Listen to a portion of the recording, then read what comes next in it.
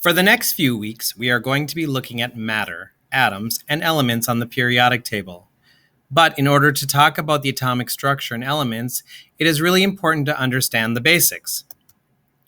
Everything that can be seen and touched is called matter. All matter on Earth exists in the form of a solid, a liquid, or a gas, and that solid, liquid, and gases are all made up of extremely tiny particles called atoms and molecules. So what is matter? Matter is anything that takes up space and has weight. It fills the area that it is in, like a jar or a classroom.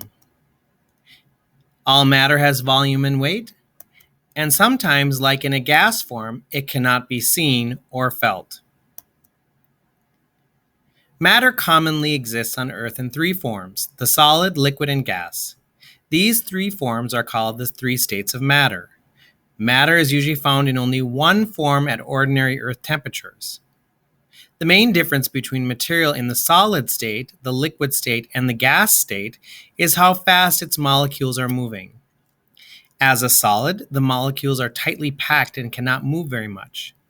As a liquid, the molecules have more space and can move more about. Gas molecules are moving very fast and are even farther apart. A solid's particles are packed closely together. The forces between the particles are strong enough that the particles cannot move freely. They can only vibrate. As a result, a solid has stable, definite shape and a definite volume. Solids can only change shape under force when broken or when cut.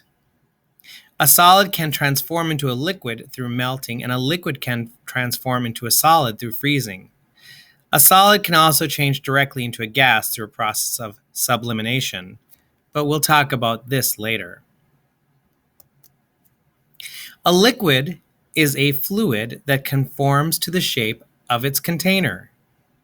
When a solid is heated above its melting point, it becomes a liquid. A liquid does not have a definite shape, but rather conforms to the shape of its container, like a pop can. A liquid can be converted to a gas through heating a constant pressure to the substance's boiling point or through reduction of pressure at a constant temperature. The process of a liquid changing to a gas is called evaporation. If you've ever put water on a sauna stove, you've seen liquid turn to a gas through evaporation. Gas molecules have either very weak bonds or no bonds at all, so they can move freely and quickly. Because of this, not only will gas conform to the shape of its container, it will also expand to completely fill the container. A gas at a temperature below its critical temperature can also be called a vapor. If you filled a balloon full of helium, the helium would take the shape of the balloon. Now, there is a fourth state of matter, but it's a little confusing. The fourth state of matter is called plasma. Unlike ordinary gases, plasmas are made up of atoms in which some or all of the electrons have been stripped away and positively charged nuclei, called ions, roam freely. This is all very confusing, but we will talk about it later. So just remember for now, plasma can be called the fourth state of matter. So let's wrap things up. Here's what really matters. Get it? That's a little science joke. Matter can exist in one of three main states: a solid, a liquid, or a gas. Solid matter is composed of tightly packed particles.